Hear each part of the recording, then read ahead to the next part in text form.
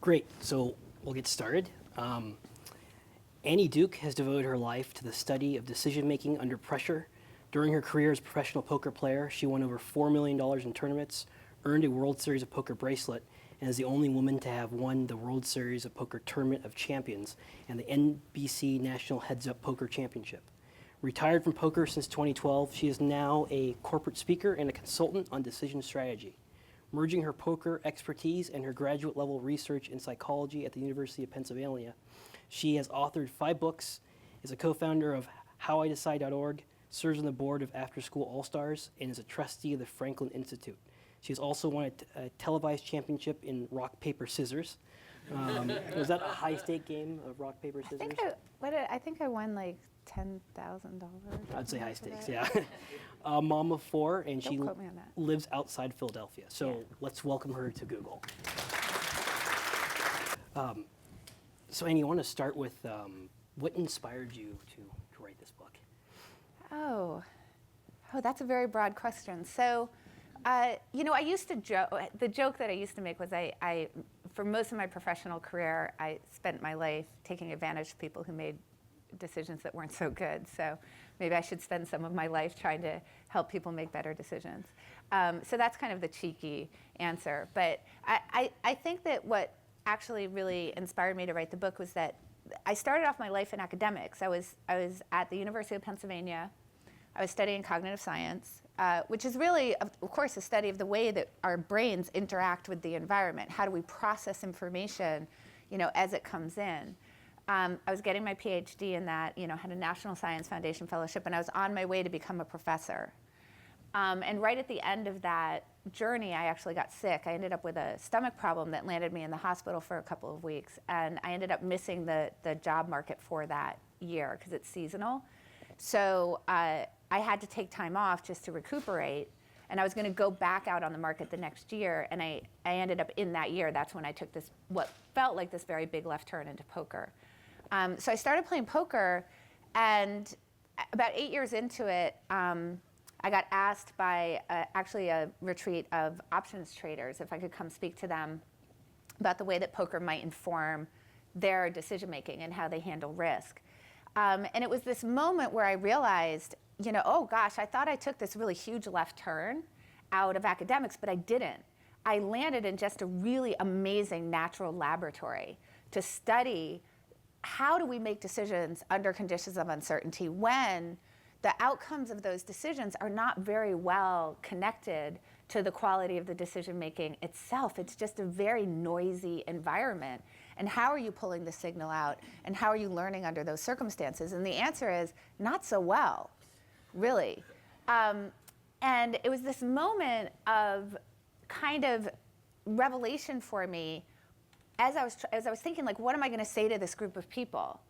Because it was this kind of moment where it all came together for me, where I said, it's really interesting, because I was taught in graduate school that learning occurs under conditions where you have lots and lots of feedback tied closely in time to decisions and actions. And as I'm going to go talk to these people, what I realize is poker is the ultimate lots and lots of feedback tied closely in time. I mean, like within 30 seconds of time to decisions and actions. And yet what I saw was that learning was not occurring very well. And so it was that moment of wanting to square those two things together. And after that first talk, I just went along, I was like, oh, and I started building this second career and speaking to audiences about how poker is a kind of a really great platform and framework for kind of understanding not only what are the problems in decision making, but how can we kind of solve for them?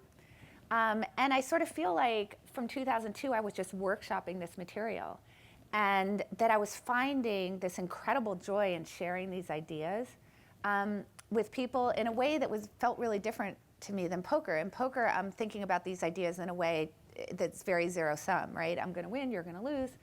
You're going to win, I'm going to lose. And when I started doing this in 2002, I started growing that business, and it started to become a much bigger part of my life, actually, than the poker was. And it just felt in this really nice way like I was adding water sort of back into the ocean. And this book sort of came out of that whole journey that I took. Mm-hmm. So can we talk about what prevents people from making good decisions? Oh, because that's that. Do we want to narrow that down at all? What prevents people from making good decisions? I think it's a collision of a couple of problems. I think that the first piece is uncertainty. And uncertainty comes from two places. It comes from hidden information. So this is where we can see how poker might be a really good way to look at decision making. The first place it comes from is hidden information. So in poker, the cards are face down. Guess what? In life as well. There's very often a lot of information asymmetry, right? And there's lots of stuff that we can't know, and there's lots of things that we don't know. So that's the first place that uncertainty comes from. But even if we did have perfect information, say, for example, about a coin, and we know that heads or tails, it's going to flip 50% of the time, we also have the intervention of luck, which is the other form of uncertainty. So even if I know everything I need to know about the coin, so there's no hidden information about the coin, that doesn't mean I can predict whether it will flip heads or tails on the next try. I can say something over 10,000 tries. I can tell you how it's going to work out over time.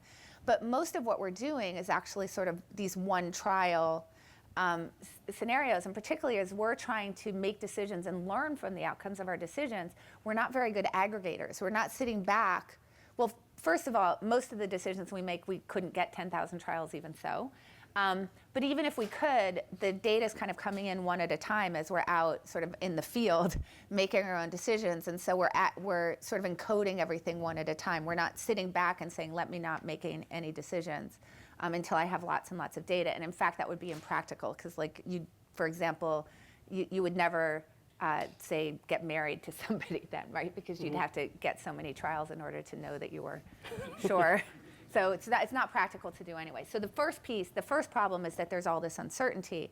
And then the second problem is that nature, the way that our brains are built, has given us a lot of rope to sort of hang ourselves with the uncertainty. And we can sort of go back to sort of the beginning, which is what are the types of errors that evolution built us to make? So there are type 1 errors and type 2 errors. Type 1 errors are false positives and type 2 errors are false negatives. And we're really, really built for false positives. We connect things together. We think they're causal. We think they go together much more often than they actually do. So we're big at patterns. We love things to be connected together.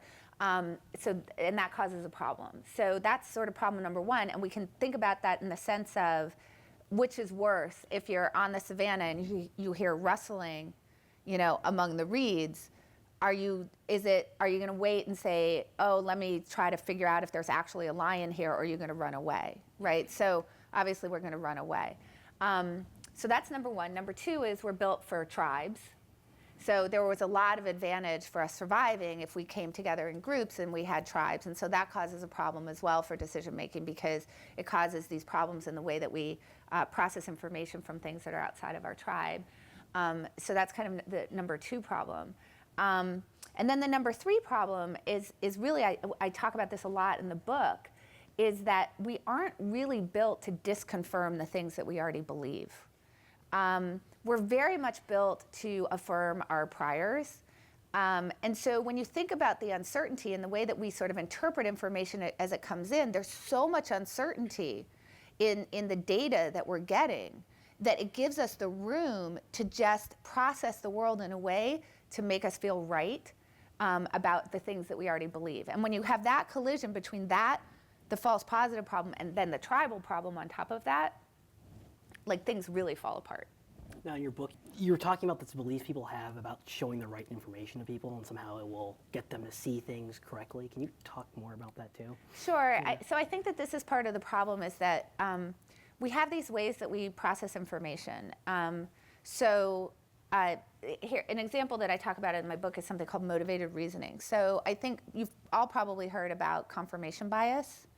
So motivated reasoning is a larger problem than confirmation bias. So in confirmation bias, we have some sort of prior belief, and we'll notice stuff that confirms the belief, and we just kind of won't notice things that disconfirm the belief.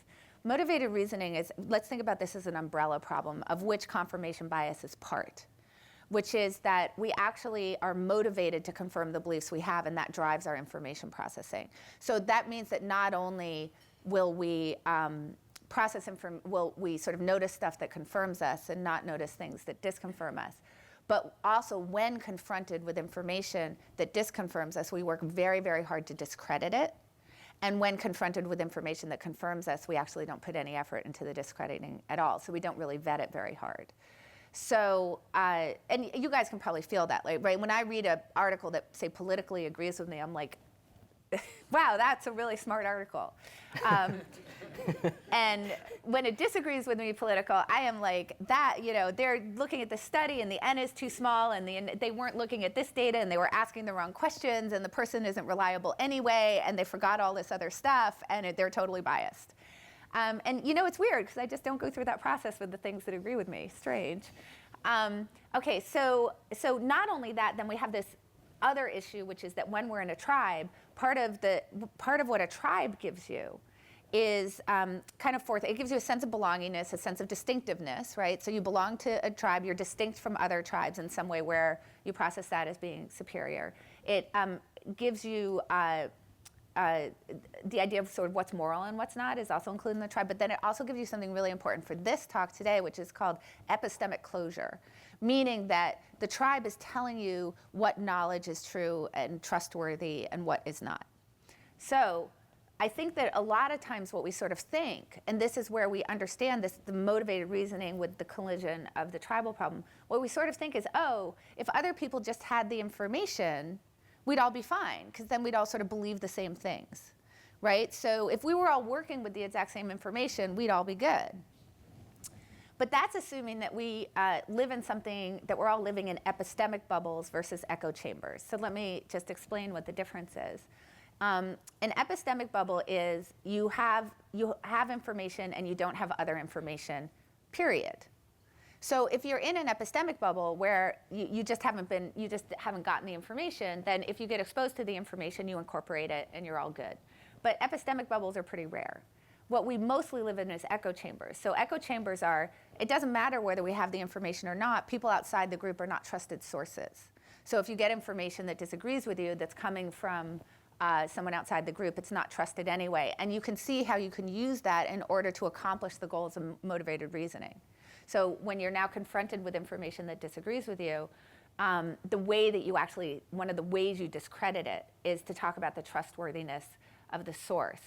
So, what we want to be really careful about is we want to try to apply as we're trying to imagine, and I talk about this in the book, as we're trying to sort of vet information that comes in, we want to apply a particular norm called universalism, which is separating the person who's delivering the news from whether the news itself is correct or not. So the way I put it in the book is it doesn't really matter whether it's Copernicus or Mussolini or your mom who tells you that the earth is round. The fact of the roundness of the earth is independent of those sources. So, in order to actually be good universalists, it's usually pretty good as you're sort of having these reactions to information to try to imagine it absent of the source, or to try to imagine it being delivered from a source that you actually trust. And that actually helps you to vet the information independently of the source, which we're really, really, really bad at. And it's part of this problem of echo chambers. So you were talking about systems of how we can overcome that and looking at decisions in terms of bets. Could you talk more about that? Sure, yeah. So, so the book is called Thinking in Bets. And the premise is that if we were more explicit in imagining or in actually just making clear that every decision that we make is a bet, that we would actually be better off and it would create a lot more open-mindedness. And why is it? Well, first of all, let me try to convince you guys that every decision is a bet.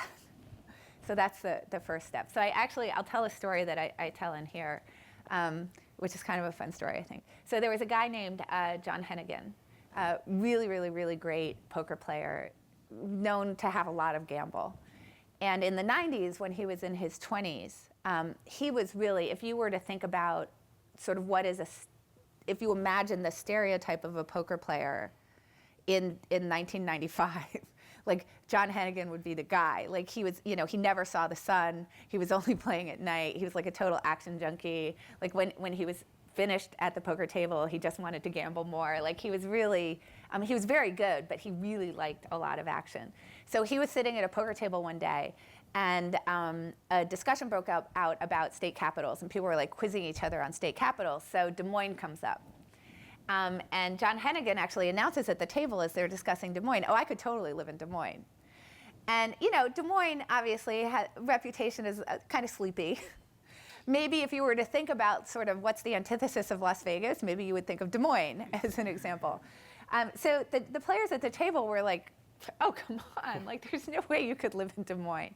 But Hennigan actually at that time in his life was sort of thinking like, oh, you know, I never see the sun. And so maybe it would be really nice to go and sort of like detox from Vegas a little bit. And then he also had another thing in mind, which is that poker players gamble on golf a lot. And he thought, well, then I could actually really spend some time on golf without the distraction of the actual poker. So they negotiate a bet. So at the table, they negotiate a bet that John Hennigan's going to move to Las Vegas for 30 days, to Des Moines rather, for 30 days. They add a little bit of a diabolical condition, which is the hotel that he's on is only one street, and there's only one restaurant on the street, and there's like no bars, there's no nightlife, there's nothing. He's confined to the one street when he moves there for the 30 days, except there's a specific golf course he's allowed to go to practice golf during the day. So they settle on 30 days, and the bet is set for $30,000. So if he can stay in Las Vegas for 30 days, he wins $30,000. If he can't stay there and he has to come back from Des Moines, then he's going to lose $30,000. So literally the next day, he moves to Des Moines. So 2 days later, he calls up the group. And he says, hey, I'm in Des Moines. I've completely up and moved to Des Moines. Clearly, I'm good to go. I'm going to stay here. So if you'd like to settle, you guys can pay me $15,000 and I'll come home and I'll save you the misery of losing the whole 30. Yeah, that was the group's reaction. So they were like, no, we're good, John. Why don't you stay there?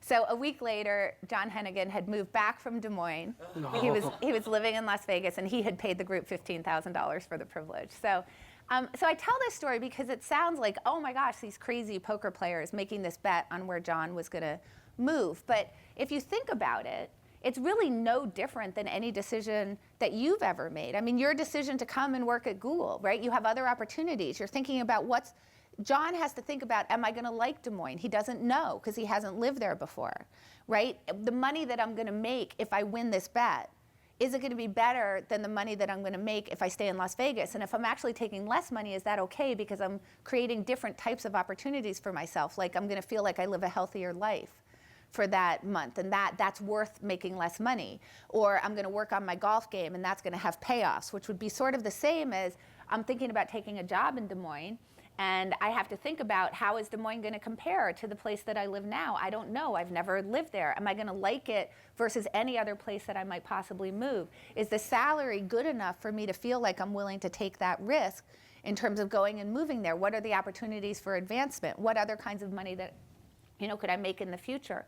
And when you choose to move to Des Moines or relocate or take the job at Google, you're obviously foregoing all other possibilities available to you. You can only make the one decision, which was true for John Hennigan as well. So basically, Hennigan had a certain set of beliefs about whether or not he would like Des Moines, whether or not it would be worth it to him. And when he made the choice, he was foregoing all other choices, including staying in Las Vegas and staying with the status quo or moving any other place where he might maybe detox or go, detox from the nightlife or go and, practice his golf or whatever it might be. And there was a whole set of possible futures that could occur from that. One where he stayed in Des Moines for 30 days and loved it. One where he loved Des Moines so much he never moved back. One where he met the love of his life in Des Moines. One where he calls up after 2 days and says, hey, I want to settle. And the thing is that you don't know. You're making an estimation of what the probability of each of those futures might be, and you're deciding that whatever you have to invest, and it doesn't have to be money. It can be your health, your happiness, your time, whatever it might be. Usually it's all of the above. Whatever you're investing in the decision that you actually go with, that's going to hurdle you to the best set of possible futures as compared to any other decision that you might make. So the poker players really just make that explicit. And that's really what you're doing when you're betting, is you're making it explicit that a decision is a bet informed by your beliefs, on a set of, possible futures that you might be hurdling yourself to. So once we kind of understand that frame, I think that it actually can help us overcome some of these problems that we have with decision making. And I'll show you a really simple example. So here's something that's been in the news a lot lately, because I hear it every single day on the news. The Democrats are going to take the House in the fall. So, okay, so let's say that you said to me, the Democrats are going to win the House in the fall, and let's say that my response was, do you want to bet on that? So think for yourselves, what does that do to you? It causes you to retreat from a place of certainty into a place of probabilistic thinking, right? Because now what you start to think is, okay, well, wait, why do I think that? Oh, there's a lot of time between now and November. There's a lot of things that could happen, right? Like Trump could solve North Korea. I don't know, that might change things, right? We don't know. There's all sorts of other things that might happen with Trump. Trump is somewhat unpredictable. There are things that could happen with the Democrats. There's, the number of things that can intervene on the luck side between now and 6 months from now is pretty large, right? And so you'll start to think about that. It bubbles that uncertainty up to the fore, and then you also start to think like, have I been reading opinions that disagree with that? Like, what does the person who's challenging me to the bet know or think that I haven't thought of or that I don't know? I have to start thinking about why might I be wrong here before I'm willing to actually put that kind of skin into the game, right?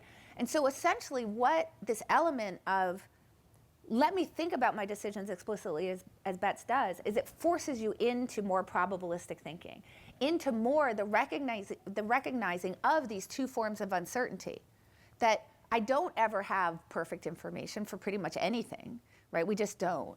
And that the future is always uncertain, that no matter how well I think about the future or how much I predict the future, even if the only bad outcome can occur 1% of the time, it can still happen. So I need to think about that as I'm sort of announcing these things with certainty. Once you start to bubble up the uncertainty in any decision that you make, it causes you to be much more open-minded. Because now what happens is that you're thinking about, well, if I can only think about, if my beliefs are probabilistic and my predictions about the future are probabilistic, then I need to be information hungry. Because what I need to do is start refining my beliefs and refining my predictions, because I actually have to bet on these things with things like my time and things like my money and things like my health and these limited resources that I have. And if I can only make one decision at a time, and I'm thinking about this probabilistically, I better start really working to try to refine all of this stuff. And how am I going to do that? Well, it's going to cause me to be open-minded in particular to why I'm wrong. Open-minded to opinions and beliefs that disagree with me, because I already know why I'm right. That's how I got to a place of certainty in the first place. So once I start backing off of that, I've got to start thinking about, again, what does the other person know that I don't know? And I think that that's why it's such a good frame for trying to solve for some of these problems. So you make the bet and it doesn't work out for you. Like what should your next steps be on how to analyze what happened? So you make the bet and it doesn't work out for you, right? And so what should your next steps be? So that's a very good question. So it's actually one of the big problems is that once you have a result, it really distorts your ability to go back in and analyze the decision process. It's a problem called resulting. So another story from the book that I'll give to sort of illustrate this problem, and then we can talk about solutions for this is, so do you guys remember the 2015 Super Bowl, Seahawks versus Patriots? Yeah. So you're in the right area to remember that, right? So it's the last play of the Super Bowl. The Seahawks are on the 1 yard line, 26 seconds left. It's second down. They have one timeout and they're down by 4. So this is obviously a really important decision that's going on here, because if they score, the Patriots are unlikely to have enough time to be able to march back down the field and score again. So if they can get a touchdown here, this is probably going to be the game winner, which would be a really big deal because the Patriots never lose the Super Bowl until this year, and I'm from Philly, but I'm just saying I was pretty excited about that. So, so what does Pete Carroll do here? He's got a running back on his team named Marshawn Lynch, amazing short yardage running back. Everybody's expecting him to hand it off to Marshawn Lynch. And instead, he calls a pass play. Russell Wilson passes the ball, and the ball is intercepted, pretty famously, and boom, done. Malcolm Butler intercepts the ball, the game is over. The in-game calling from Chris Collingsworth is pretty brutal on this decision. Pete Carroll, I can't even believe this call. This is such a horrible call. And the next day, I have to say that most of the pundits did not disagree. There seemed to be an argument among the major outlets about whether it was the worst call in Super Bowl history, which was most of them. But USA Today actually said it was the worst call in football history, period. So that seems to be where the disagreement lay. So this is a really good example of resulting. So we know the result was horrible, right? I mean, the result was one of the worst results in Super Bowl history. We can agree on that. But that does not mean that it was one of the worst decisions in Super Bowl history. And I think to just declare that Pete Carroll hadn't put any thought into it. I mean, this is Pete Carroll. He's in the Super Bowl for a reason. I thought was pretty spectacular. So, I'll just ask you guys to do the thought experiment so we can see what the problem is. What do you do once you have the result? Imagine that Pete Carroll passes that ball, and the ball is caught for a touchdown in the end zone. Just take a moment to think about that. Now, how does that decision feel now? Brilliant. But how it turns out on that one outcome shouldn't actually affect the way that we think about the decision, right? I mean, that's like saying if I flip a coin and you call heads and it lands heads, that was a brilliant decision. But if it lands tails, that was a really dumb decision. One outcome tells us nothing. But you can feel it. You can feel that the result acts like a gravity well. And you can't climb out of it to look at whether the decision process was good or not. It's really hard. Now, just to not leave you with a cliffhanger, just so you know, the probability of an interception in that spot depends on how many seasons you aggregate across, but it's probably somewhere hovering around 1 or 2%, right? So here they declared this the worst decision ever, and a 1%er hit, basically. So I don't think that should really say very much about whether the quality of that decision was any good. Also, by the way, for anybody who understands options theory, remember they only had one timeout. So if a very usual event, I think it's about 40% of the time that the ball just is incomplete there, what happens? The ball stops. And guess what they have time for? 2 running plays. So if they hand the ball off to Marshawn Lynch, they're going to run so much timeout that they're only going to be able to get 2 plays off, even with being able to call the timeout. So they're only going to get two plays. If they pass the ball and it's dropped, they actually get 3 plays, including those 2 running plays that everybody wanted them to run in the first place. So it's a somewhat free option. It costs you about, this interception rate of about 1%. For a more detailed analysis, Benjamin Morris on 538 has a great one. Highly recommend you go read it. But so this is where we can see that once we know the outcome, once we know whether it's good or bad, it's incredibly hard for us not to then retrofit the decision quality to the outcome. So the answer is unless you're running a Monte Carlo, which we can't for most things, what do we do once an outcome has occurred in terms of how do we move forward? It's ignore the outcome as much as possible is actually the weird answer to that. And I understand it's counterintuitive, but it's kind of the only way to move forward is okay, it was one outcome. I got to think about the decision in absence of that. And we can, if you want, we can talk about strategies for doing that. But that'd be great, because you mentioned Phil Ivey as one side of looking at every situation, look at the skill aspect of it. What can I control? What can I improve? And then you have Helmuth, who I guess his quote is, would be the best poker player of all time if it wasn't for luck. Yes. So maybe we can talk about that spectrum and strategies. Sure. Yeah. So there's only 2 things that determine the way our lives turn out. Luck and the quality of our decisions. So we can't really control the luck element. So we should try to get down and focus on the quality of the decision. You mentioned Phil Ivey, I think is a really good example, part of the way to do this. So I tell a story about, he won a really huge tournament against really an all-star final table. Phil Ivey is one of the best poker players in history. And he actually went to dinner with my brother, and he spent the whole time talking about all the mistakes that he had made.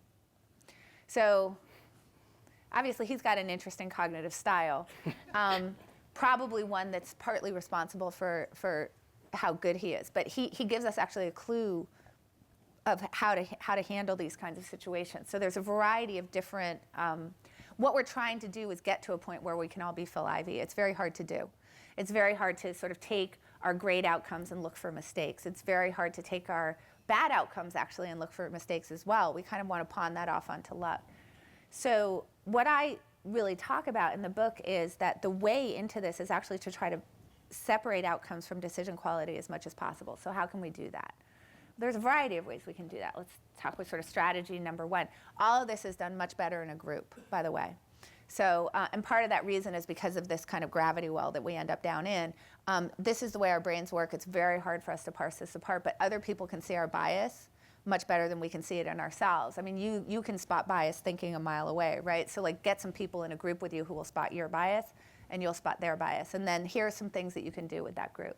Thing number one is, when possible, deconstruct decisions before outcomes have occurred. So that's really, really good to do, and memorialize it. So now, as you're thinking about the decision and what the outcomes might be, you can write down what you think all the possible outcomes are. So we can think about this in terms of the Pete Carroll example, and there's like, okay, maybe the ball will be caught, maybe the ball will be dropped, maybe it will be intercepted. You try to assign some sort of probability to each of those possible scenarios.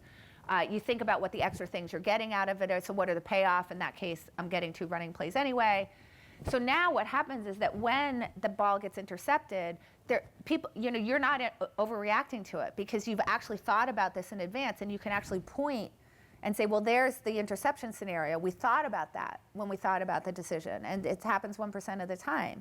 So let's not overreact to that and like go now change our decisions, the way that we decide in the future, to not call that play again, because it's already up there. So like a trial lawyer can deconstruct their trial strategy before they get a verdict. So that's like one thing you can do. When possible, do as much of the work before you get the outcome. That's really good. Now in poker, that's actually like literally impossible because you get the outcome in like 30 seconds.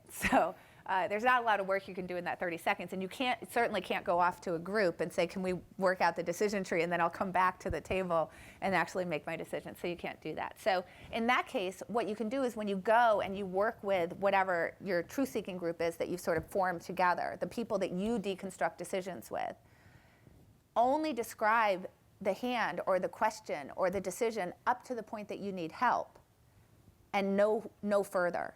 So like an example I could give from poker would be, okay, I've got a hand, let's say I have king, queen, and I open the pot for a raise, and this other guy re-raises, and he's very aggressive, and he actually raises a lot. And so I was trying to decide, should I fold, or maybe I should re-raise him. What do you think? So notice I know how the hand turned out. I know how the person responded. I know I would give a lot more detail than that leading up to that, but I know exactly what happened. But if I'm asking you, I'm not telling you, because our own bias, these problems are infectious. So once I tell you the way it turned out, like let's say that I told you, so I decided to re-raise, and you then moved all in on me, you're going to now make a story make sense, and you're going to now tell me about the decision in a way that's going to make the fact that that particular result happened make sense, because that's just the way our minds like to work. So I'm just going to leave it out, and I'm only going to tell you to the point that I have a decision. So that's one thing I can do. Another thing I can do is, to one person, I can tell you it worked out well, and to another person, I can tell them it worked out poorly. So I can change the story's end. I think that's a really interesting exercise to do, because you will be amazed at how different the analyses you get, what the advice looks like from the person you tell that it ended well versus the person that you tell it ended poorly. And I think that then you can sort of look at those two things and kind of work to merge them together in order to get some fidelity in your ability to actually understand what the decision quality is. So that's like another way that you can sort of not infect people. And you can do this in a variety of ways, not just with outcomes, but with your own beliefs. So like here's a really simple, so there's a simple problem, which is like, if you allow people to talk to each other, they sort of try to come to consensus and make beliefs make sense, and you're infecting everybody with your beliefs. So like here's an example. Let's say that you have 4 people who have interviewed somebody that you're thinking about hiring. Don't let them talk to each other. Make them give you their opinions. Write down their opinions separately. Because once they talk to each other, there's all this, you've literally infected. It's like a virus. Another thing is, like, let's say that you're now in front of everybody and you've gotten the advice from people, and now you want to start talking in the room about the advice. Do not say who you think should be hired, because that'll ruin the whole thing, right? So like keep your own beliefs to yourself, when you're trying to get advice from other people. And this is as simple, like in everyday life. If I read an article on politics, if I'm asking you what your opinion of the article is, I should not say what my belief about that is, because then I've ruined the whole thing. Right. So I think that that's really what you should do with it, is kind of like, unless you've got a large enough N, which is rare, you should kind of leave it out. Where do outcomes help you? Well, obviously throughout your life, as you kind of get them in, they might be prompts for you to go in and say, well, maybe I should look at the decision quality. But it should be, both in the case of whether you won or lost, it should be a prompt to go in and look at the decision quality. And when you go in and look at the decision quality and you go want to talk to other people about it, you're going to do better because you've been prompted by the outcome to leave the outcome out as you're going to actually improve the decision quality. It's a little counterintuitive, but. Now, isn't there some situations where just sitting out and not making a decision makes sense? Because you mentioned that most poker players, like 80% of the hands they don't make any actions on, it's only 20 that they play. Yeah, so in poker, one of the biggest mistakes that people make is actually playing way too many hands. And you always need to think about when you're actually going to enter into something, you need to be selective. So I want to talk about sort of both sides of this puzzle. One is that just doing stuff isn't enough. Like, I think a lot of times people are like, just throw a lot of spaghetti against the wall. But you should actually think about each strand and make sure you're getting a payoff for the strand. So the fact is, yes, if you throw a bunch of spaghetti against the wall, some of that will pay off and some of it won't. But and I think that people look at that and they look at, like, for example, VCs, and they think that's what their strategy is, that they're just sort of like playing every hand and then some of them pay off.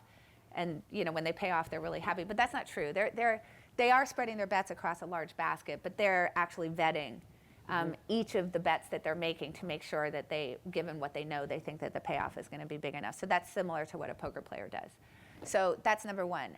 But then number two that I think is really important to think about is that don't take that to the point of thinking that somehow making a decision is substantively different from not making a decision, because they're both decisions.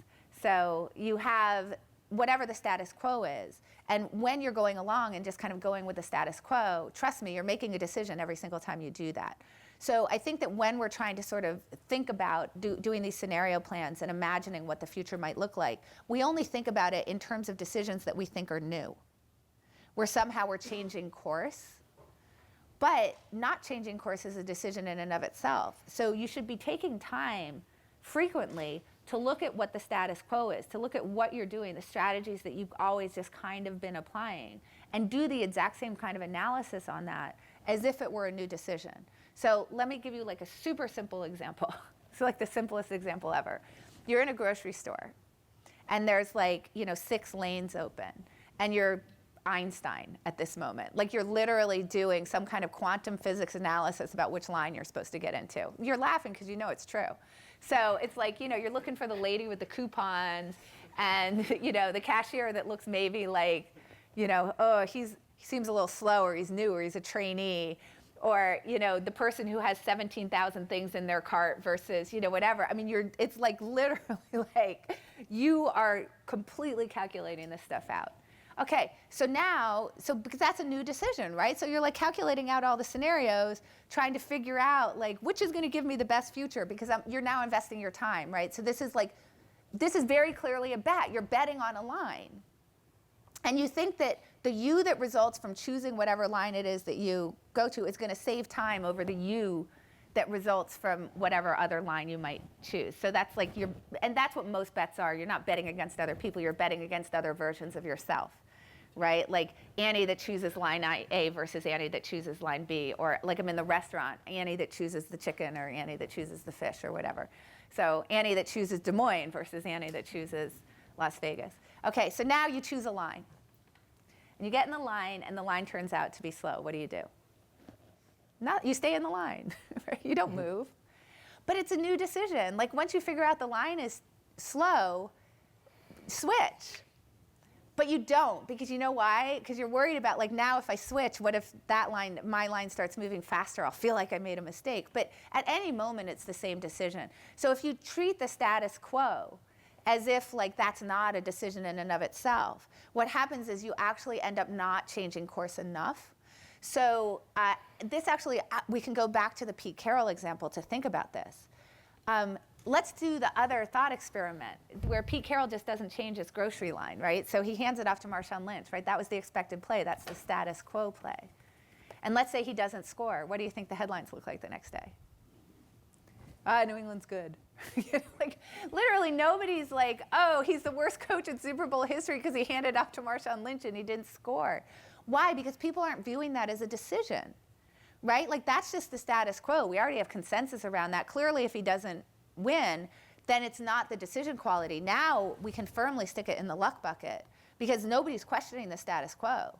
So now it must be something that's outside of his control. So included in luck would be, so for example, the quality of the defensive line of New England would be included in luck. Luck is anything that you yourself don't control. Okay, so, and that's because, like, all right, he chose his grocery line, like he's not switching. So the reason why Pete Carroll got so demolished in that decision is because he switched grocery lines. But he was right to do that. Like, that's how progress gets made. Mm-hmm. And I find in our daily lives, too, sometimes after a result happens, we'll look at the person who made a decision, and then we'll say to ourselves, well, if it went their way, then odds are it's luck. But if it would have failed, it's like, it's mostly due to their incompetencies or whatnot. Is there mechanisms where we can be more cognizant of that when we fall into that mode? I think you talked about yeah. So I've talked about this particular thing resulting, which is where we really tightly connect outcomes and decisions. So, but there's two ways that we do this. One is we're looking at someone from afar, like Pete Carroll. Okay, so he's not in our reference group, right? We don't compare ourselves to him. And so in that case, we just look like bad outcome means bad decision, good outcome means good decision. So it's interesting because we do a pattern for ourselves that's a little bit different. So if anybody's read Thinking Fast and Slow from Daniel Kahneman, you'll remember from this that we're really trying to drive a positive narrative of our lives, right? We want to think that we're good actors and we're smart and so on and so forth. So obviously, this goes in the motivated reasoning category. If we have a bad outcome for ourselves, if I lose a hand at poker, that doesn't really jive with this positive self-narrative, at least not in the moment. Okay, so then what do? Now remember, we've got this noise in the system, right? We've got the hidden information and luck. When I lose a hand at poker, it's because of luck. When I win a hand at poker, it's because I'm a genius. That's called self-serving bias. I feel like it's a pretty self-explanatory name for that particular bias. And we do this in all areas of our lives. When someone gets a promotion, it's bad luck for us. It's not like we didn't do the work or we didn't, obviously we deserved it. It was just bad luck. It wasn't in our control. Actually, car accidents are an interesting place to look. Over 90% of two-car accidents are reported as the other person's fault. This is a pretty good one. I think it's 37%, of single-car accidents as reported as not the person's fault. I don't know. You go figure that one out. So that's how strong this bias is, right? Now, what's interesting is, but the number of decisions that we make in our lives is obviously much less than the number of decisions we're able to observe in other people. So let's assume that we're crappy for ourselves, but it doesn't matter, because then we get to feel good about ourselves. But we're really good at analyzing everybody else's decisions. But the problem is, as soon as someone's in our reference group, as soon as it's someone that we feel like we're comparing ourselves to and sort of figure out what our self-worth is, because we don't do that. Our happiness doesn't derive in absence of the way that we compare to other people. Now what we do is the reverse pattern, right? When they do something good, it's because they got lucky. And when they do something bad, it's because they're a really bad decision maker. So when they win a hand of poker, it's because they got lucky.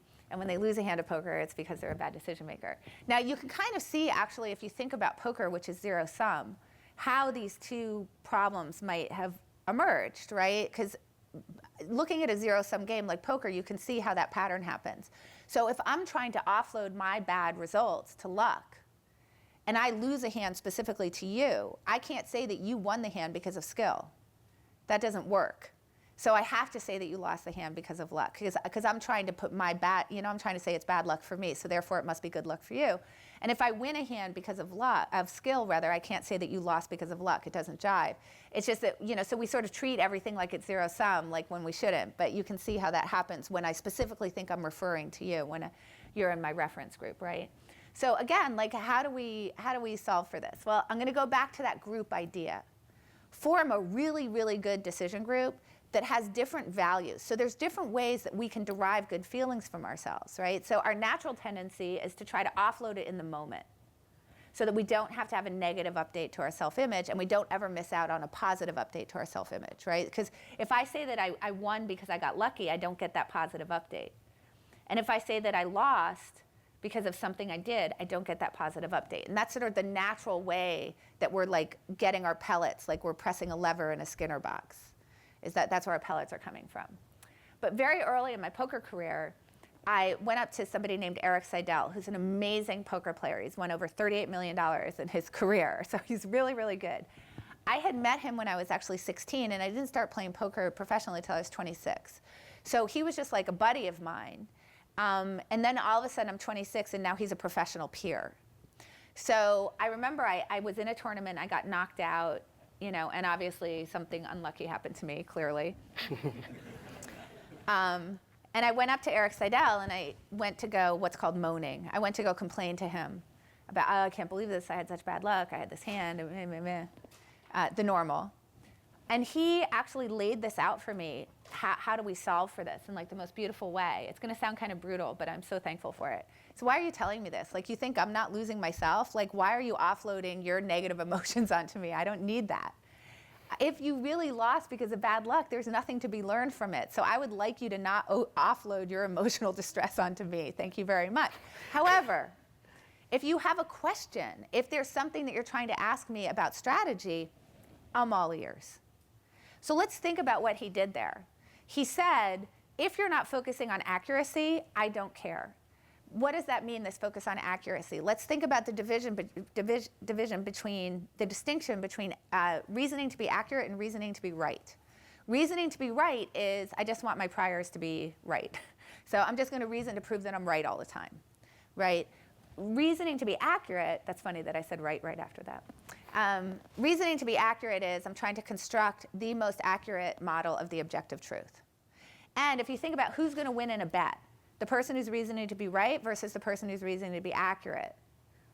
That's why when I say to you, do you want to bet, it takes you out of the right mode right into the accurate mode, because everybody understands, like, if I'm going to bet on it, I better be reasoning to be accurate. So he told me, you have to be reasoning to be accurate. What you're doing right now is reasoning to be right. You're sad, you lost, it's not your fault, blah, blah, blah. That doesn't help anybody. But if you have a question, if you want to know whether you accurately played the hand, let's talk about it. So he told me that I have to think about accuracy if I'm talking to him. He told me he was going to hold me accountable to that, because he did in that moment. He was holding me accountable to the way I was thinking. And he said, you're going to have to be open to maybe things aren't the way that you want them to be. So I was going to have to be open to diverse opinions and other people's perspectives. So let's take those three things as a great group charter, right? You have to have a focus on accuracy, a commitment to accuracy. You have to hold each other accountable to these things, and you have to be open to diverse viewpoints. That seems like a pretty good charter. And what's really wonderful about what Eric did for me in that moment, we remain friends, because I was thankful for this. I was a little upset in the moment, but I got over it. I saw the value eventually. But what he did for me was two things. One is, now I understood that when I went and talked to him, he was going to mentor me. He was going to teach me how to play. So when I had hand questions, I could actually deconstruct them with him, and that was going to be super helpful for me. So that was a little bit of the help, but the big help he gave me was when I went back and played on my own. So when you're playing poker, it's all on your own. I was processing what was happening at the table differently. So I'm not processing, oh, I got unlucky, oh, I'm so smart, oh, I got unlucky, oh, I'm so smart, because that's not good material for me to go back to Eric with, right? And I know later on he's going to hold me accountable, and if I want to have a really good discussion with him, I have to come to him with good material. So now it changes the way that I'm viewing what's happening at the table in the moment, so that I'm looking for mistakes. I'm looking for questions. I'm looking for other people, where other people might be outplaying me, where they might be winning because they're better than I am. And I'm going to go tell him, and now this is what happens. This is so great. Two great things happen from that. Thing number one, I go back to him and I say, you know what, I think I really butchered a hand. I think I really made a mistake. And he gives me a pellet, right? So he wasn't giving me pellets for pressing the luck, you know, I just got unlucky lever, right? He's giving me pellets for the I think I made a mistake lever. So that's really great. So that becomes part of my self-narrative, right? Eric Seidel wants to talk to me. He thinks I'm smart, right? So I'm getting those, I'm not like, I practice mindfulness, but I don't think I'm ever achieving like the, on the mountain in Tibet, not worried about what the world thinks of me. I'm trying, but I'm not going to get there. So Eric Seidel is giving me that, right? He's helping me to think better by giving me the right kind of pellet, right? That's number one. And then number two, again, back to I'm trying to be a monk on top of a mountain in Tibet. I'm really trying hard for that mindfulness, that ultimate mindfulness practice, but I'm kind of failing at it. But I'm working on it. I'm trying. I'm practicing it. But in the meantime, if we go back to that tribalism and how does our tribe feel distinct from others? Think about what it did for me when I walked up to Eric in my group and I was saying, oh, I really think I made a mistake. But when I'm walking down the hall of the poker room, I'm hearing all these people go, can you believe how unlucky I got? Yeah, I got so unlucky too. Yeah, oh, that guy's an idiot, da da da da da. And that's what those tribes are, how they're talking to each other. So I got my distinctiveness in the mix too. So it's like I got my cake and I got to eat it too, which was kind of good. And then in the meantime, I'm doing a mindfulness practice and trying not to worry about any of that. But until I can't, until I get there, I get to reinforce all of these good, changes in cognitive style through what the group is giving me. So I want to ask you one more question before I go to the audience. It seems like what you're talking about is not just applicable to the poker world. No, it's for sure not. Yeah. I see the investment world, I see family, things like that. Where have you seen these skills kind of like spill over for you in your life? Oh my gosh, everywhere. So I want to say two things. One is these skills have definitely spilled over in all areas of my life, and I'm terrible at them. So the thing is, like the way that we process information is so built in that your goal is really to be a little bit better at it. And if you're a little bit better at it, it's going to compound over time. It's going to really make a difference in your overall decision quality and the quality of the outcomes that you eventually have. So I still mess up all the time. Trust me. Bad things happen to me. I go, oh, I can't believe that. I was so unlucky. It's just that I catch myself hopefully more often and hopefully a little bit faster than I otherwise would. But I know I'm still missing a lot of those. I mean, I'm still biased. So that's number one. But number two, in terms of areas of my life, like everywhere. So like in the way that I parent my children, in the way that I talk to my partner, in the way that the process of writing this book, where you have to be, like you're working with an editor and you have to not sort of like push off what they're saying because you feel so much ownership over the words and you know better than they do. It's like trying to have open-mindedness and really use the editor and your agent and so on and so forth is like that kind of truth-seeking group that you're trying to come up with the best representation of your ideas, and that's not necessarily all the ideas of how you think it should be presented, that you have to be open-minded to that.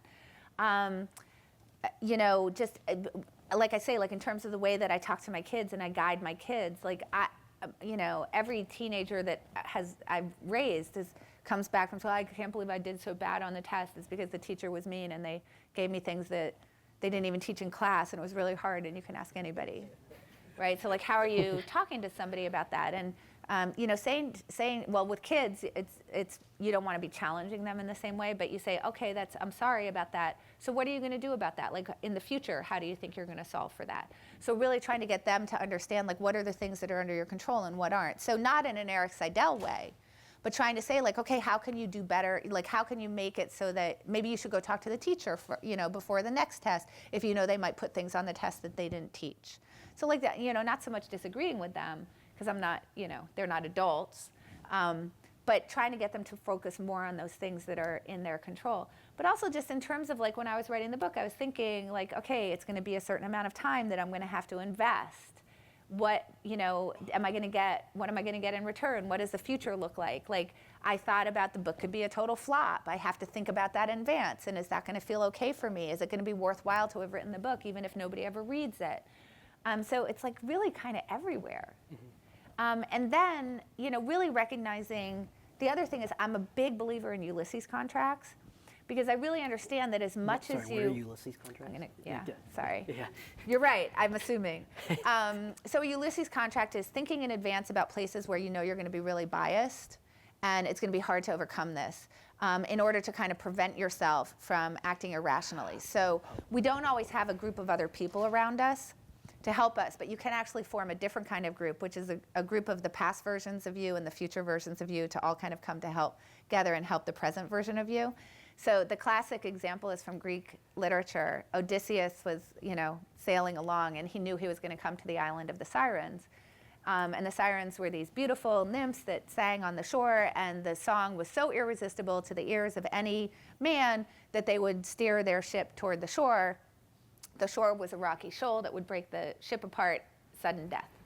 So Ulysses, which is the Roman name for Odysseus, knew this and asked his crew to tie his hands to the mast of the ship. So this is a really good example of forming a group that's different versions of you. So Odysseus said future Odysseus is really going to have a problem because future Odysseus is going to steer toward the shore. So I'm going to tie future Odysseus's hands to stop him from doing that. So I think there's all sorts of places where you can recognize that you might need help in the future. Like a simple example would be take a ride-sharing service to a bar. That's a way to tie your hands. For me with exercising, I sign up for classes in advance so that I've got my schedule worked out and I feel that that I have a commitment to that. I only have certain kinds of foods in the house. These are all examples of Ulysses contracts, and I'm a huge fan of those, and I apply those across my whole life, including actually in writing the book, which was instead of ever letting my editor set the deadline for me, because that is more like someone telling me what to do, which doesn't feel as like a contract. I set all my own deadlines. So I would tell her what day. I actually would usually give her 3 days and a confidence interval around each one. Because, obviously, because I wrote this book. So it would be with it, but there would be a week that I would know that I had to turn it in. And I would say, Monday, it's 60% on Monday and 80% on Tuesday, and I'm 98% on Friday. So by setting that myself, I was creating a contract. And then, I held to the deadline and actually got the book in early because I was applying Ulysses Contract. So I really do practice what I preach in the book. I think it's an excellent concept, and I'm just realizing, oh my God, I didn't see that because I was writing a letter to someone and I was making a reference to the Sirens and their song. So that's excellent. Do we have any audience questions? Sure. Let's start here because you were my poker opponent, and then I'll move across the line. Yeah, it's great to have you here. My wife is a big fan of you. Oh, thank you. So I come from China. I just noticed your career path is very kind of interesting from academia, then poker player. Now you change other courses. So what kind of, you talk about decision making, right? Just for your life, based on your life experience, what kind of bad or big, those kind of, when you make those decisions, what you did, it's naturally come to that decision, or it's sometimes you really think about it during, block some time and, okay, I need to change or something. Yeah, that's basically. So that's an interesting question. So, yeah, I have taken a lot of turns, and I actually think that my life is a good example of really understanding kind of, this luck versus decision quality. So I would say that the two big careers that I've had have come out of something happens that's either sort of on the face of it looks lucky or unlucky, but it's definitely an intervention of luck. And then I just say, okay, here I am. Now let me think about where I'm going to go from here. So it's not sort of sitting and wallowing in the sort of luck element of it, but just thinking, okay, I'm here now, so now, all right, that's done. I've got to sort of figure out where to go from here. So the first one would be this illness that landed me in the hospital for 2 weeks. I still sometimes struggle with it, but it was very out of control at that time, and now I've got it under control, so it doesn't intervene in my life in the same way anymore. But this was when I was really struggling with the stomach issue. I land in the hospital for 2 weeks. This seems like an incredibly unlucky thing that's happened to me. And I say, okay, I need money. What am I going to do? I don't have my fellowship anymore. It turns out that when you leave graduate school and take time off, the National Science Foundation doesn't still give you money. So, all right, I got to figure out what I'm going to do. And that's when I started playing poker. And then when I was playing poker, I discovered, okay, like I'm pretty good at it and I really enjoy it. And it seemed like this really cool collision of what I was studying in academics and sort of real life, right? And so, and at that point I said, okay, I'm just going to delay graduate school, and this is what I did. Once I started playing poker, I didn't necessarily think there was something else I was going to do. Then I got asked to give this talk in 2002, it was great, and I still didn't think, and that was a matter of luck because Eric Seidel actually got asked to give the talk, not me, and he hates public speaking. So he referred me. This had nothing to do with me. I wasn't seeking it out, right? This was not a decision I made. I get offered the talk. I say yes. I give it, and I'm still thinking, oh, that was fun, except that the people that I gave the talk to started referring me out, at which point I said, okay, now I've got a choice. Maybe I could do this as well, which I did. So, and there's been all sorts of, there's other points in my life. I almost became an options trader a little while after that, but then poker got on TV, and I thought that's kind of interesting. Maybe I'll try that. And I think that because I think probabilistically, I'm just less likely to stick with the status quo. I'm more likely to say, okay, it's a new decision. Do I want to switch grocery lines? And so I think that's sort of how I end up looking like kind of here or here or here. It's just, okay, luck brings you to certain places, and I'm perfectly fine saying, here's the status quo, and here's this new thing that I can do. What can I do? Or maybe I can do them both at the same time. I think I tend to be more open-minded, maybe, to that, because that's the thing that poker really teaches you. It's like the best laid plans, right? You still lose the hand. And so it forces you to think probabilistically. You have to be thinking this way, or you will not succeed. And I think naturally it spreads out. Here's the actual funniest example that I can give you of how poker players just really think this way. When I went to go on my first date with the absolute love of my life, my brother and brother-in-law, who both knew the person I was going on the first date with, immediately set a market. So they started bidding. We'd never been on a date. We had been friends for a long time, but we'd never been on a date. So they start bidding, and my brother-in-law ended up buying 23. So somebody said to me, aren't you offended that they started making a market? And I was like, no. I just can't believe my brother-in-law bought 23, like we'd never been on a date. So I think that shows you, it's like just this way of thinking about the world, just sort of, attaching numbers to it. And that's why I think that I've sort of, I hope that answers your question. Yeah. So our next question is online. Okay. You've talked about the feeling like an imposter or outsider at some poker tables. What are some of the ways the ideas in your book can help address the imposter syndrome sensation or counteract overconfidence? Yeah, that's actually really good. So I think the overconfidence piece is a little bit easier to deal with, because I think that if you have a really good decision group, they're going to check your overconfidence.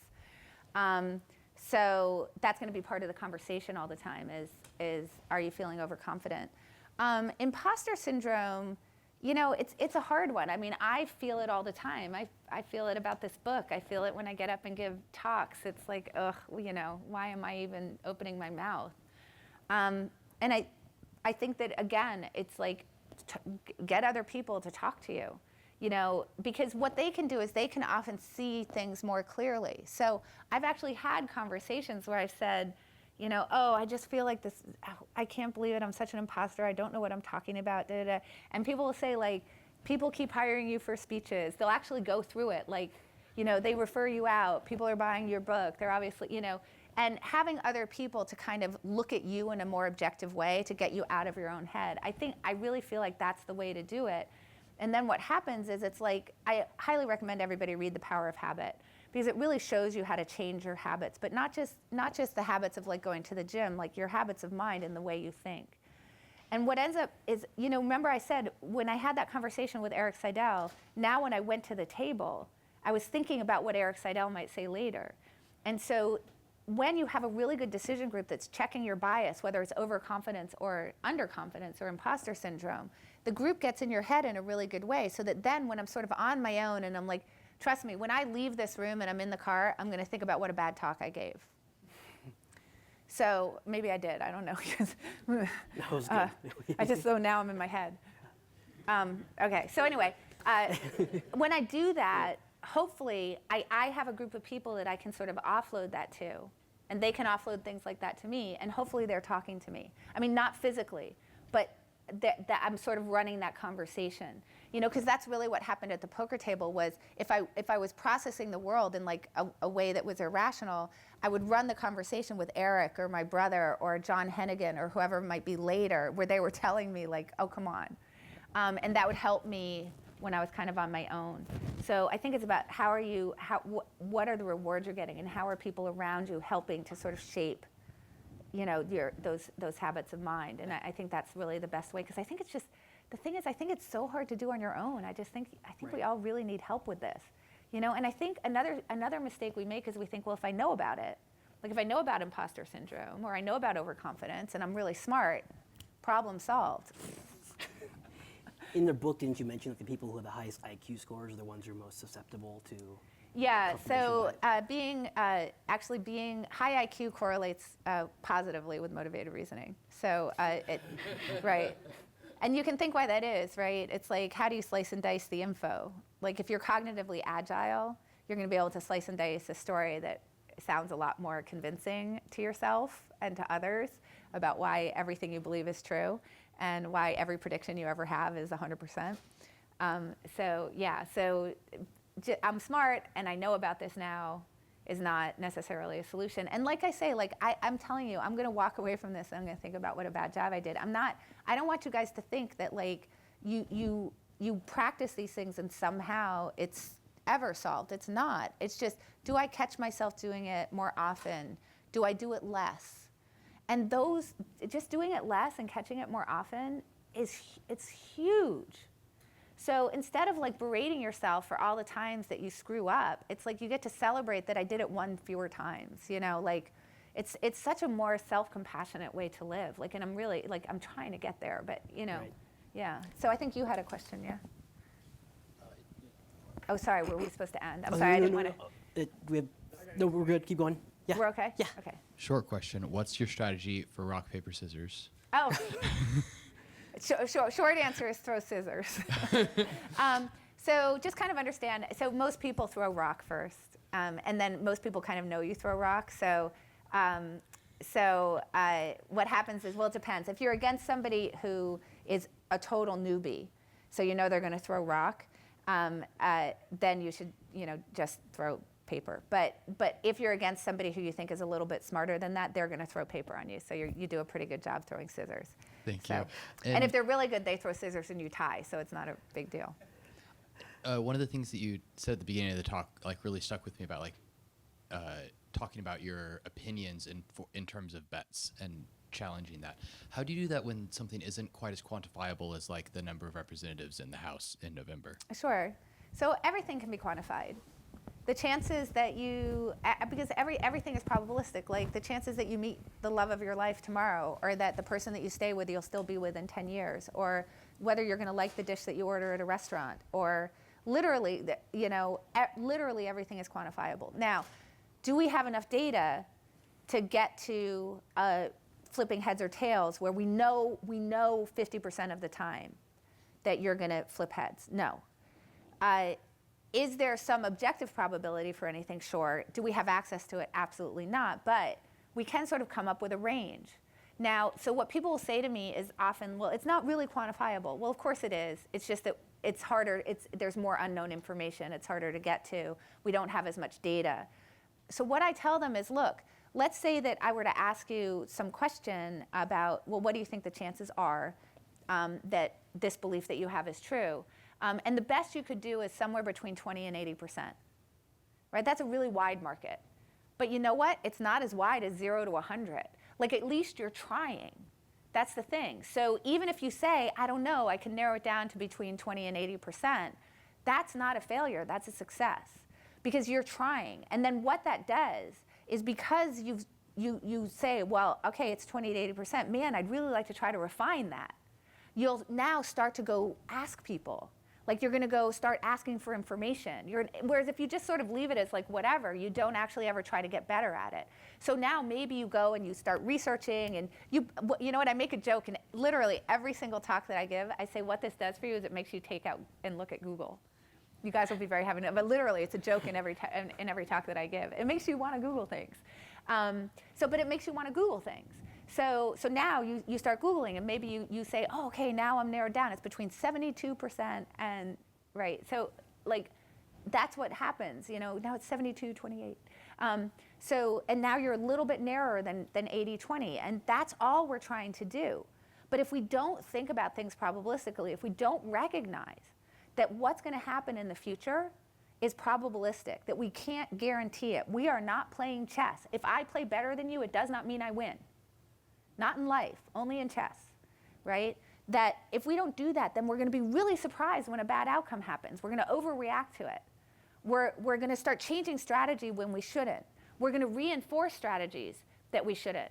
We're going to always be reacting instead of planning ahead, instead of being proactive, because we're not understanding that, well, other things could happen than the thing that we think, you know? So I think just try, like, because literally everything's quantifiable. Where were you at on Black Friday in 2011, and what are your thoughts on regulating online poker? Oh, okay, that's an interesting question. So where I was at, actually, I remember this. I was in my bedroom, and I got a call. You should open up the internet and you should look. So Black Friday is the DOJ came down and shut down all of online poker. It was a very bad day for poker. Everybody was really mad. It was like really hard. Like in a lot of ways, the poker community hasn't recovered from it. So it was kind of interesting because I played in the 90s when in poker money was not raining down from the sky. You know, there was a very small group of people who were playing, and then you'd sometimes have, you know, someone who came in and would play, and it was really like it was called grinding. And then online poker happened with the collision of poker on TV, and the poker economy just boomed. I mean boomed. It was really like just money raining down from the sky. And then the DOJ on Black Friday, now it all contracts. And that was really hard. I think it was less hard for the people who had been playing in the 90s, because I think we sort of saw the luck in what had happened during the 2000s a little bit more. But it's like whenever anything goes through like a big recession, and I would call it a depression, it's painful. Right. Like it's super, super, super, super painful. You know, in terms of whether there should be regulation, I'm somewhat small government, but I'm also, you know, I like people to have protections. So I did testify in front of Congress twice about regulation, and I tend to be more on the sort of freer side of that discussion. You know, that you should let adults choose what they want to do, and then obviously make sure that there isn't fraud occurring, right? So you should always have protections against fraud. Excellent. What resonated with me, you questioning the status quo, yeah? I think it's great because it gives you a lot of opportunity to see your options in life all the time instead of just going with what you have. But also I have the feeling it's a risky business, you know? You can like invest a lot of time in always questioning your status quo, and instead of focusing on what you're doing and like trusting your decisions you made in the past. And like, how do you find the balance, you know? And you seem to have been going good places with it. So do you set yourself, you know, milestones? Oh, I'm questioning where I'm at in life next month from now, or do you like 2 minutes later when you're on the wrong line? I mean, you know, how much time do you invest in that? Yeah, it's a bet too. I think there's a couple things. I think certainly from a business standpoint, we always go to, you know, there's always strategic planning sessions. And I think that when we do that, it's always around like, what's the new decision? And what doesn't get included in there is, well, what about sticking with what we're doing? So I think that we tend to get involved in strategic planning decisions generally when there's something wrong, and you should actually set a calendar for, all right, let's start thinking about what are our goals, regardless of whether we think something is wrong, because maybe there's a better way to do it. And actually working backwards so something called backcasting and premortems is the best way to do that. So imagine what your goal is, think about that you've actually reached it. This is a backcast, and then think about how you got to how you actually did it. So it's 3 years from now, and you know we accomplished X. How did we do that? But then also a premortem is it's 3 years from now and we failed. You know, how did that happen? And I think that allows you to see the landscape a little bit better. What I would say in terms of, you know, are you doing it too much or are you doing it too little? There's two things that I want to say about that. One is that I certainly don't think that every decision that you're ever supposed to be make is supposed to be done as a deliberative process. If you did that, I wouldn't be able to get from here to there, right? So a lot of stuff that's happening is certainly more gut and it's more in the moment. And I think that that's totally fine as long as you hold your intuition accountable to a deliberative process at some point.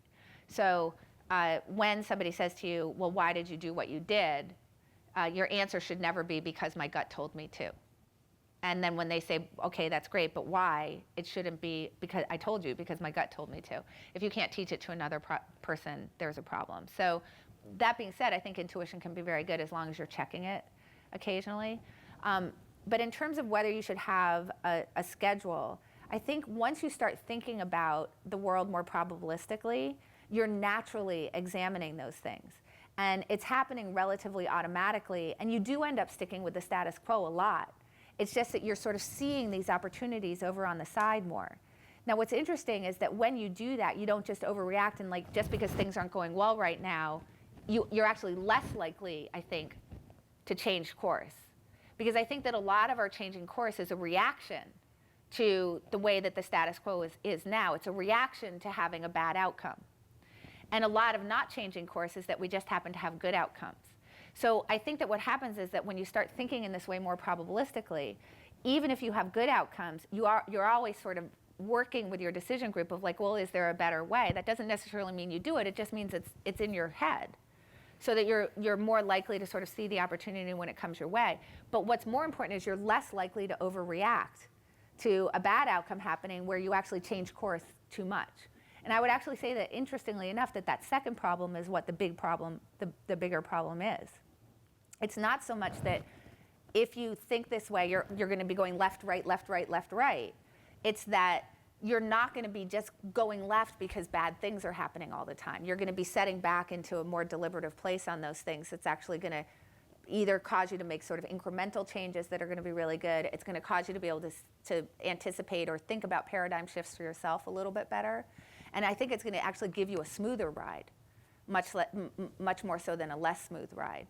And I don't know. See, now you might go and say, no, she should actually get into that limo. And does that answer your question? No, I mean, it was good to hear your view on the other side of it, yeah? Because like you were pushing a lot on so I'd like to hear that too. Yeah, no, I'm all for status quo. Once you yeah. start doing it, you see the success, and you want to like always question your decisions you made yesterday, right? Well, yeah. So I think it's like again, it has to do right. It has to do with separating those things. Don't pat yourself. I sort of say, don't get so down on yourself for your bad outcomes, and don't pat yourself on the back so hard for your good ones. Right. So like here's a really great way actually to implement within your own life. It's like once a week, have your team get together. Think of each person presents like the best success that they had that week, and everybody talks about like they have to offer up the 5 things that they did wrong along the way to that success. So it's not about changing course, right? It's more about refining, about always trying to do a little bit better. And I think that when you have that goal in mind, I think you do a lot better, because otherwise it's what makes us make these big left turns. I mean, I've got a couple in my life, but what makes us make these big left turns, I think, is when we're reacting to the way that we're just reacting. So when you're trying to separate those two things out and always be trying to focus on process, now what happens is you're less likely to be making these like 90-degree changes, I think. I have an online question. Okay. What is your approach to the mental game of poker when running bad, when our emotions can potentially influence our thought process? Can you compare that to the advice offered by Jared Tender in his popular mental game of poker books? Okay, so I haven't read those books, so I can't make the comparison, but I can answer the first part of the question. Okay, so there's something in poker called tilt. Tilt is when our emotions get lit up. That shuts our prefrontal cortex down, and we start making really bad decisions. So I say about poker, it has this really interesting quality of you're exchanging chips, every single hand. And so it's letting you see that there's risk in every single decision. So that's the good thing. The bad thing is it's allowing you to get caught in the path, right? So if you think about it, I mean, obviously what we'd really like is to think of ourselves as like a Berkshire Hathaway stock, right? We want a general upward trend to our happiness stock over our lifetime. And if you look at Berkshire Hathaway from the moment of its inception, it has that general upward trend, and it looks like a pretty nice little ride. But if you look at it on a given day, it might have a sharp downturn. And in poker, because you've got this exchange happening all the time, you end up doing what's called ticker watching, and you can really see those downswings, and you can really feel those upswings, and so you start getting yanked around in this kind of like path-dependent, you're very path-dependent in terms of where your emotions are. So, and this is generally a problem in life, right? So as an example, like let's say that you're on the side of the road and you have a flat tire and it's raining and it's really cold and you don't have a jack and you call AAA and you know they take forever. And so you're just cursing your life, right? Like you're just thinking like, I have the unhappiest life. I can't even imagine it. Why do these things always happen to me? Ugh. Do you think it matters if you got a promotion 3 days before? Are you like, now hold on a second, let me actually take the average of my happiness over the last 3 days? No. Yeah, it's like literally what happened 3 days ago doesn't matter. You're really deep down in that moment. So this actually gives us a clue to how we deal with this, and it's part of how poker players deal with it. So if I were to say to you, okay, let's say that you had that flat tire a year ago. Do you think that that would have affected your happiness one bit over the course of the last year, that one incident? To tell you the truth, I actually think it would. I think it would uptick. I think it would cause an uptick in your happiness because it's a really good cocktail party story. Interesting articles that I've seen, a lot of kind of current events and thinking about it in terms of resulting or hindsight bias or self-serving bias or motivated reasoning or whatever it might be, to really kind of look at what are things that are happening out in the world that can help us to try to figure out how to be better decision makers. So like this week, for example, I talked a little bit about the NFL draft and decision making around the NFL draft. I also talked about a really interesting study that was done on inducing intellectual humility in high school students and how that actually increases their ability to learn, to really get that into that sort of mode of I'm not sure. So that was in there. I talked about something from Nir Eyal on the peak end rule, and how you can hack that in order to make your memories better and your experiences better, at least your memory of your experiences better. So that, and then I'll also talk about things in that, not in this particular one, but like last week I think I talked about current events, things that are happening in politics, and that kind of thing. So hopefully people will subscribe to the newsletter. You can actually find archives of the newsletter on andyduke.com, so you don't have to buy it until you actually test the product. Awesome. So you can go see And what I when are you write on starting there. your podcast? Because Well, I think you do a great job doing that. Well, I appreciate that. So I've had that suggestion. I'm thinking about it. Right now, because of the launch of the book, I'm doing a lot of podcasts. Okay.